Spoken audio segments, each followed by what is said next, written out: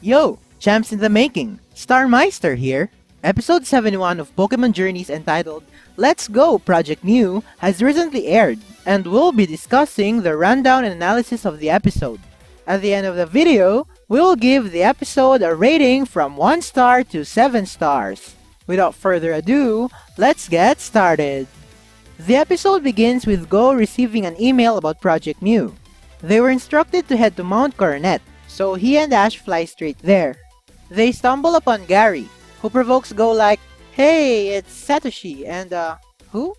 This scene is probably my favorite of the episode. Ash and Go approach the Project Mew base, where they meet Hodaka, the Project Mew leader, and Asahi, one of the Project Mew chasers. The meeting was not what I expected.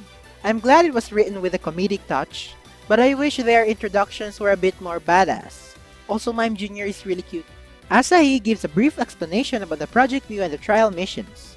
I love the build-up in this scene. The atmosphere just got intense. Without any warning, Asahi opens the door, and Dash and Go find themselves flying. Asahi introduces Go to his first mission. Within the time limit of 6 hours, Go must catch the Alolan Ninetales that somehow resides in the mountain. They are dropped in the snowy area, which we thought in the trailer was gonna be the Crown Tundra. I'm happy that some of their Pokemon were given a bit of screen time, but this scene of finding Ninetales felt rushed. They just showed us a bunch of pictures with not much action. Next thing we know, Caesar finds Ninetales. But despite its naturally calm demeanor, it looks angry. Go asks Ash about which type is good against Ice and Fairy, and Ash is like, "Steel!" I love these types of scenes, where Ash plays the smart role and becomes the Brock figure. Ninetales attacks them with Blizzard, causing Ash and Go to pass out. A few moments later, they awake inside a cave. As it turns out, they were rescued by Tsurugi, who is also a chaser in Project Mew. This is, by far, the best introductory scene of the episode. The location, the weather, the context. They were perfect in introducing this badass character. Tsurugi explains the story behind the Alolan Ninetales.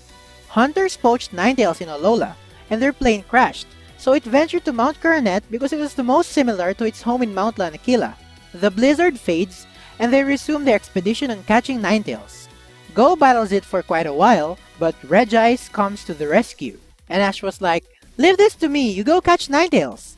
I love the idea of Pikachu having a rematch with a REGICE. But next thing we see, Pikachu is severely hurt. That was underwhelming. This causes Tsurugi to step up.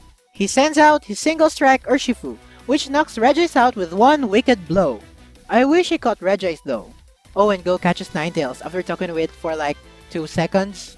At the end of the episode, Asahi congratulates Go for rescuing Ninetales, but she reveals that this is not a trial mission.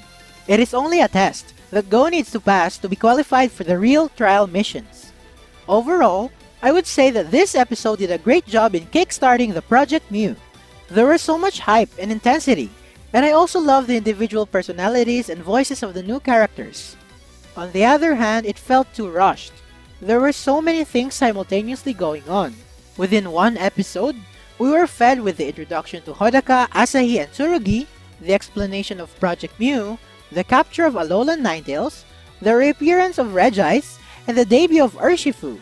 Except for Tsurugi, none of them were given enough focus needed to stand out. Especially Ninetales, I think its capture had no substance whatsoever. Go is like, "I just want to return you back to your home." And Ninetales is like, "Understandable, you can catch me now." But I'm still glad that Go's story now has much more depth.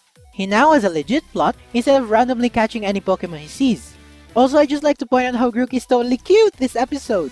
The new ending is super fun too. With that, I'm giving this episode a rating of 5 stars. It's great, but could have been better. That's it for my review on the episode 71 of Pokemon Journeys. Comment down below if there's anything I missed. With everything said and done, I hope you all enjoy watching the Pokemon anime and become the most powerful trainer in the world. Thanks for watching and gotta catch ya later.